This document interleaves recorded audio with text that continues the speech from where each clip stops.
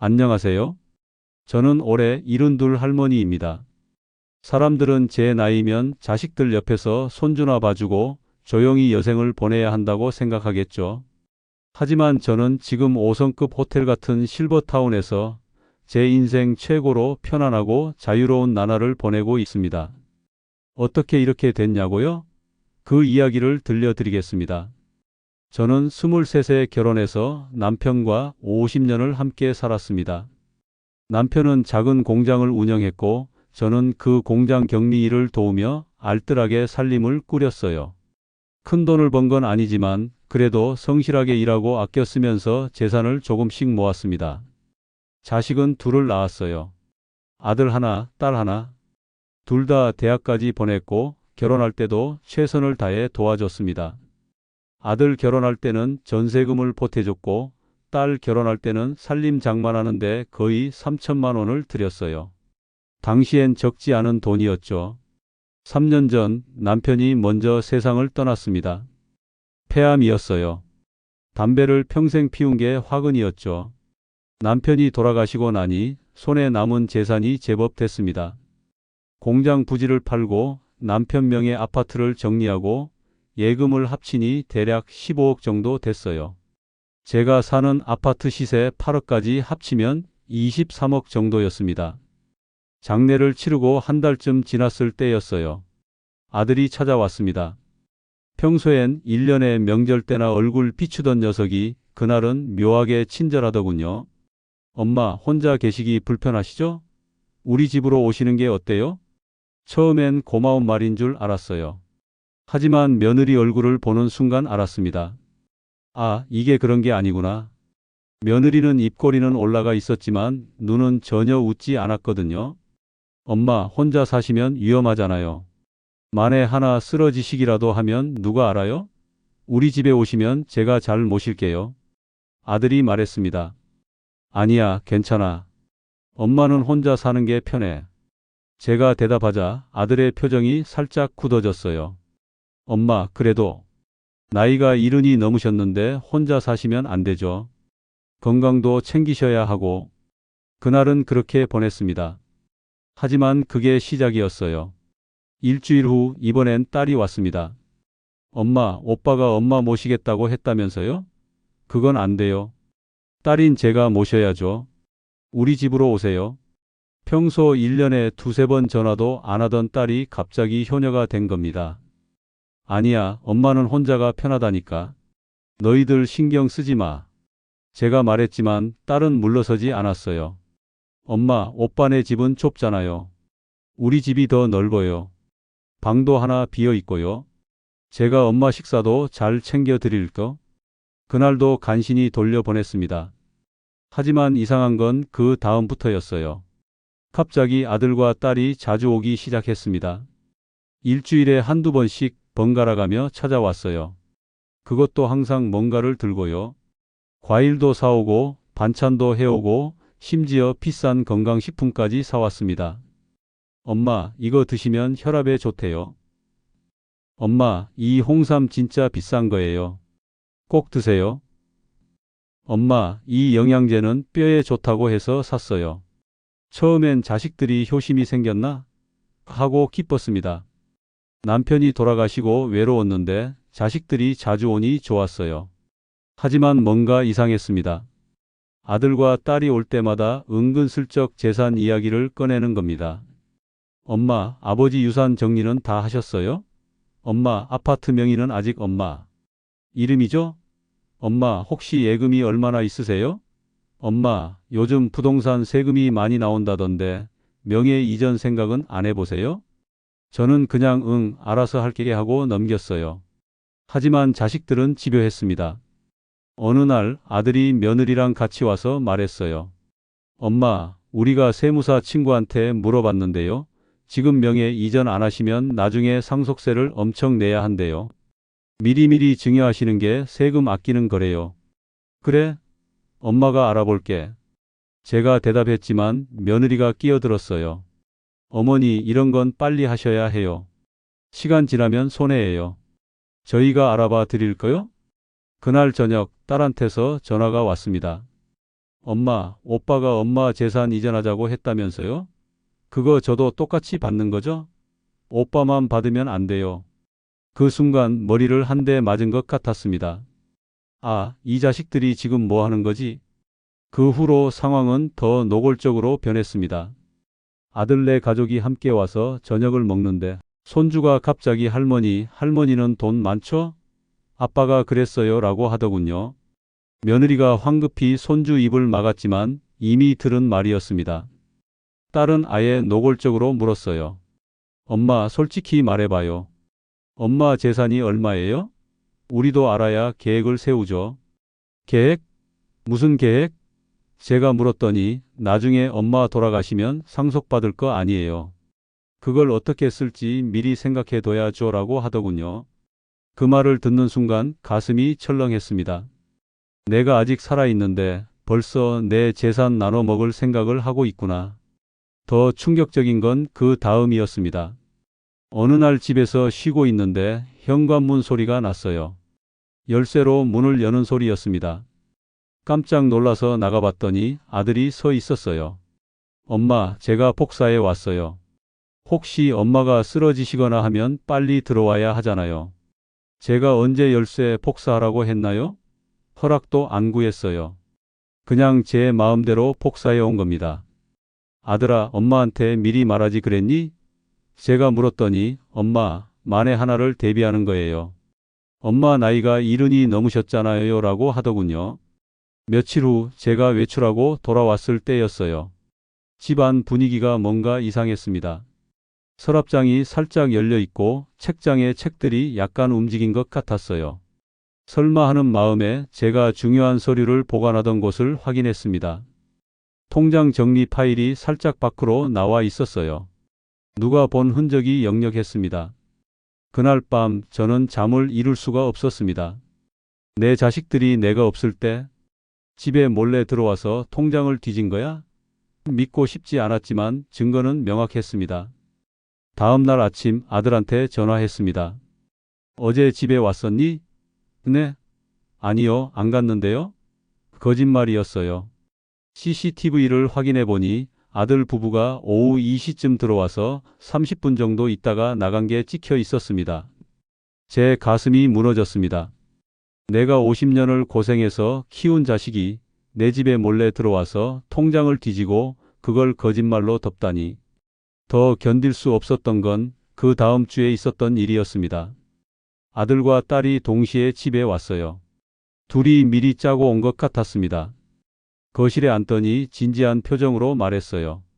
엄마, 우리 진지하게 이야기 좀 해요. 아들이 먼저 입을 열었습니다. 엄마 혼자 계시기 불안해요.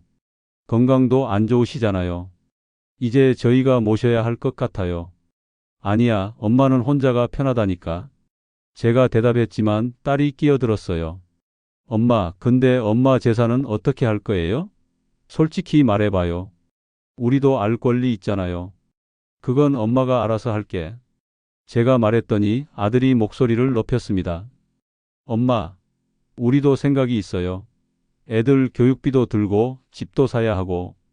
아버지 재산인데 우리가 받을 거 받아야죠. 그 순간 참았던 게 터져버렸습니다. 받을 거 받아야 한다고? 너희 아버지 재산? 그게 너희 거니? 제 목소리가 떨렸어요. 그건 너희 아버지랑 내가 50년을 고생해서 모은 거야. 너희가 무슨 권리로 달라고 해? 엄마도 언젠간 돌아가시잖아요. 그럼 어차피 우리가 받을 건데 미리 주시면 안 돼요? 딸이 태연하게 말했습니다. 그 말을 듣는 순간 눈물이 왈칵 쏟아졌습니다. 내가 아직 살아있는데 벌써 내가 죽을 생각을 하고 있구나.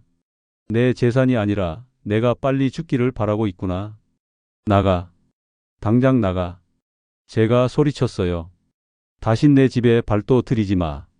아들과 딸은 어이없다는 표정으로 저를 봤습니다. 엄마, 왜 이러세요? 우리가 뭘 잘못했어요? 우리는 엄마 생각해서 하는 말인데. 나가. 안 나가?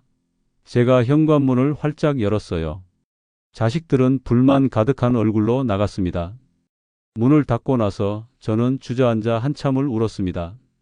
50년을 고생해서 키운 자식들이 제 재산만 노리고 있었다는 게 너무 슬펐습니다. 제가 아직 살아있는데 벌써 제가 죽은 후를 계획하고 있었다는 게 분했어요. 그날 밤 저는 결심했습니다. 이렇게는 못 살겠다. 내 인생은 내가 결정한다. 다음 날부터 저는 움직이기 시작했습니다. 먼저 고급 실버타운들을 알아봤어요. 서울 근교에 있는 5성급 호텔 같은 곳이었습니다. 1인실에 거실, 침실, 화장실이 딸린 30평짜리 공간이었어요. 식사는 호텔식 뷔페로 제공되고 의료진이 24시간 대기하고 문화센터에서 여러 프로그램도 운영했습니다. 가격을 물어봤더니 입주금 3억에 월 관리비 200만 원이었어요. 비싼 돈이었지만 제 재산으로 충분히 감당할 수 있었습니다. 게다가 입주금은 나중에 나갈 때 돌려받을 수 있었어요. 여기서 편하게 살다가 죽으면 남은 재산은 어디 기부하면 되겠다. 그렇게 생각하니 마음이 후련했습니다. 계약을 하고 짐을 쌌어요. 필요한 것만 챙기고 나머지는 정리했습니다. 아파트는 팔지 않고 전세를 놨어요. 전세금 5억을 받았고 그 돈은 안전한 예금에 넣어뒀습니다. 입주일 이틀 전 아들과 딸에게 문자를 보냈습니다. 엄마는 실버타운으로 들어간다. 너희 재산 걱정은 하지 마라. 엄마가 알아서 쓰고 남으면 사회에 기부할 거야. 건강하게 잘 살아라. 10분도 안 돼서 아들한테 전화가 왔어요. 엄마, 무슨 소리예요? 실버타운은 왜요? 기부는 또 뭐예요? 엄마 마음이야. 엄마 재산 엄마가 쓰는데 무슨 상관이니? 제가 대답했더니 아들이 소리를 질렀습니다. 그건 우리 재산이에요. 엄마 마음대로 못해요. 우리 재산? 내가 언제 돈 벌어다 줬니? 내 아버지랑 내가 모은 돈인데 왜 내 거야? 제가 반박하자 아들은 말문이 막힌 듯 잠시 침묵하더니 그래도 자식한테 물려줘야죠. 하고 중얼거렸어요. 물려주긴 뭘 물려줘. 너희는 이미 충분히 받았어. 대학 등록금, 결혼자금, 전세금. 그것도 모자라서 더 받으려고. 제가 말을 끊었어요. 엄마는 이제 엄마 인생 살 거야. 더 이상 연락하지 마. 전화를 끊었습니다. 딸한테서도 전화가 왔지만 받지 않았어요. 문자가 수십 통 왔지만 읽지 않았습니다. 이틀 후 저는 실버타운으로 입주했습니다. 처음 들어갔을 때의 그 기분을 뭐라 표현해야 할까요? 마치 새로운 세상에 온 것 같았습니다. 깨끗하고 넓은 방, 호텔 같은 시설, 친절한 직원들. 무엇보다 좋았던 건 아무도 제 재산을 노리지 않는다는 거였어요. 첫날 저녁 식당에서 뷔페식 저녁을 먹었습니다. 연어, 스테이크, 샐러드, 과일. 집에서 혼자 라면 끓여 먹던 것과는 천지 차이였어요. 식사를 마치고 방으로 돌아와 창밖을 바라봤습니다. 저 멀리 산이 보이고 하늘이 보였어요. 이게 내 인생이구나. 이제부터 나를 위해 살아야지. 그렇게 생각하니 눈물이 났습니다. 슬픈 눈물이 아니라 후련한 눈물이었어요. 실버타운 생활은 생각보다 훨씬 좋았습니다. 아침마다 요가 수업이 있었고 오전에는 문화센터에서 서예, 그림, 노래교실 등 다양한 프로그램이 열렸어요. 점심 식사 후에는 산책로를 걷거나 도서관에서 책을 읽었습니다. 저녁에는 같은 동의 어르신들과 차를 마시며 이야기를 나눴어요. 여기 계신 분들은 모두 비슷한 처지였습니다. 자식들과의 갈등, 외로움, 노후 걱정. 하지만 모두들 당당하게 자기 인생을 선택한 분들이었어요. 그분들과 이야기를 나누면서 저는 제 선택이 옳았다는 확신이 들었습니다. 입주한 지 한 달쯤 됐을 때 아들이 실버타운으로 찾아왔습니다. 로비에서 만났는데 아들은 여전히 불만 가득한 얼굴이었어요. 엄마, 여기 관리비가 한 달에 200만 원이라면서요? 미쳤어요? 그 돈이면 우리 집에서 엄마 모시고도 남아요. 아들이 따졌습니다. 그래서 엄마가 너희 집에서 살면 너희한테 200만 원씩 줄 거니? 제가 물었더니 아들은 말문이 막혔어요. 그건 가족인데 당연히. 가족? 가족이 내 재산만 노리고 내가 죽기만 기다려? 제가 쏘아 붙였습니다. 나는 여기가 좋아. 아무도 내 눈치 안 보고 내 재산 뺏으려고 하지 않잖아. 돌아가. 엄마, 그래도 아들이 말을 이으려 했지만 저는 더 이상 듣고 싶지 않았어요. 나는 이제 나를 위해 살 거야. 너도 내 인생 살아. 그만 가봐. 아들은 화난 얼굴로 돌아갔습니다. 그게 마지막이었어요. 그 후로 아들에게서 연락이 끊겼습니다. 딸도 한번 찾아왔어요. 입주한 지 2달쯤 됐을 때였습니다. 로비에서 만났는데 딸은 울먹이며 말했어요. 엄마, 제가 잘못했어요.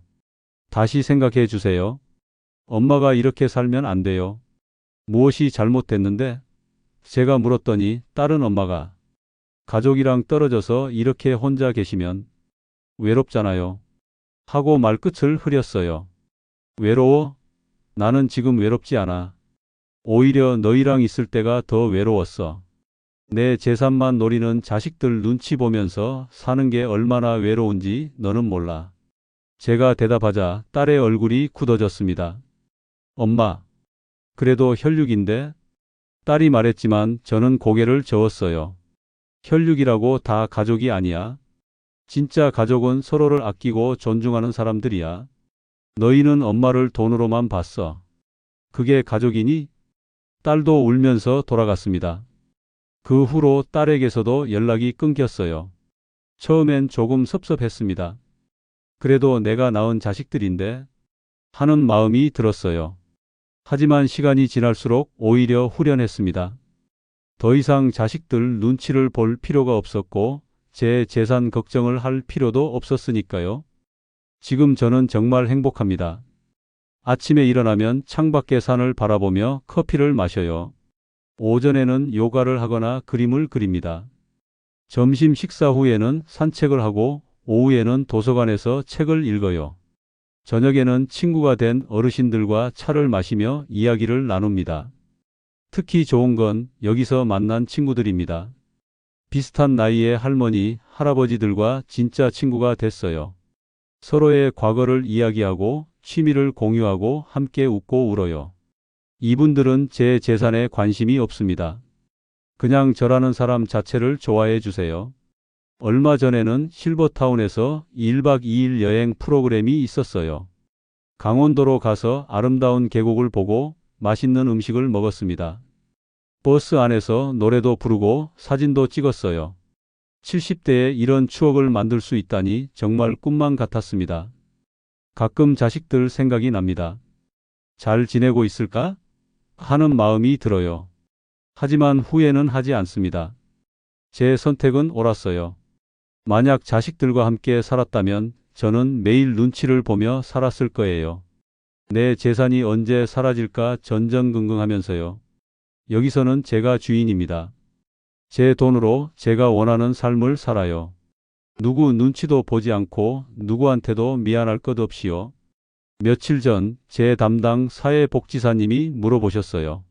어머니 혹시 유언장 작성하셨어요? 저는 고개를 끄덕였습니다. 네, 이미 작성했어요. 제 재산은 전부 아동복지재단과 노인복지센터에 기부하기로 했어요. 자녀분들은 아시나요? 복지사님이 조심스럽게 물었고 저는 웃으며 대답했어요. 알 필요 없어요. 제 돈이니까 제 마음대로 쓸 거예요. 그 돈이 정말 필요한 아이들과 어르신들한테 쓰이는 게 낫죠. 제가 죽고 나면 아마 자식들이 깜짝 놀랄 겁니다. 기대했던 유산이 한 푼도 없다는 걸 알게 되면요. 하지만 그건 그들이 감수해야 할 일이에요. 그들은 제게 효도하지 않았으니까요. 효도는 재산을 물려받기 위한 투자가 아닙니다. 부모를 진심으로 아끼고 존중하고 함께 시간을 보내는 거예요. 명절에만 얼굴 보러 오고 재산 이야기만 하는 게 효도가 아니에요. 이 사연을 듣는 분들께 드리고 싶은 말이 있습니다. 나이가 들었다고 해서 자식들에게 의존해야 하는 건 아닙니다.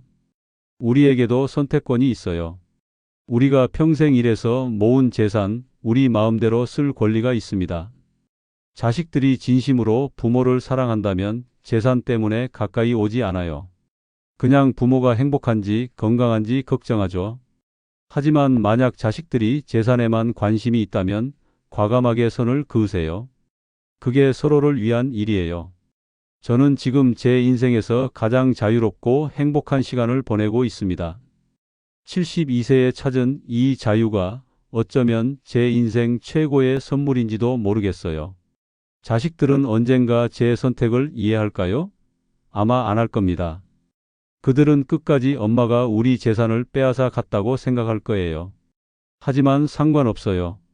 중요한 건 그들의 생각이 아니라 제 행복이니까요. 어제는 실버타운 친구들과 함께 근처 카페에 갔어요. 맛있는 케이크를 먹으며 수다를 떨었죠. 우리 다음 주에 뮤지컬 보러 갈까요? 누군가 제안했고 모두들 좋다고 했어요. 저도 손뼉을 치며 좋아요. 예약해요. 하고 외쳤습니다. 그 순간 문득 생각했어요.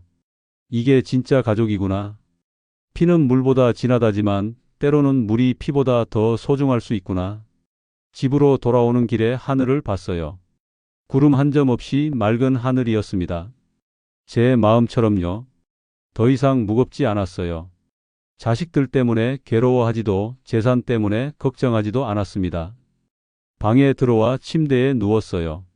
폭신한 침대, 깨끗한 이불, 조용한 방. 모든 게 완벽했습니다. 이게 내가 평생 일해서 얻은 거구나. 이 편안함, 이 자유가 내 것이구나. 잠들기 전 마지막으로 생각했습니다. 내 선택은 옳았어. 나는 행복해. 그리고 이 행복은 아무도 빼앗아갈 수 없어. 이 사연을 듣는 어르신 분들, 특히 자식들과의 관계로 고민하시는 분들께 말씀드립니다. 당신의 인생은 당신의 것입니다. 자식들을 위해 평생을 살았다면 이제는 당신을 위해 사세요. 당신이 행복해야 진짜 좋은 부모예요. 자식들 눈치 보면서 불행하게 사는 게 효도가 아니에요. 재산은 당신이 번 거예요. 당신 마음대로 쓸 권리가 있어요. 자식들에게 물려줄 의무 같은 건 없습니다. 그들이 진심으로 당신을 사랑한다면 재산에 연연하지 않을 거예요. 용기를 내세요. 당신의 행복을 선택하세요. 나이는 숫자에 불과해요. 70대든 80대든 우리는 여전히 새로운 선택을 할 수 있고 행복을 찾을 수 있습니다. 저는 72세에 제 인생을 되찾았습니다. 여러분도 하실 수 있어요. 제 이야기가 누군가에게 작은 용기가 되길 바랍니다. 당신도 당당하게 당신의 행복을 선택하세요. 감사합니다.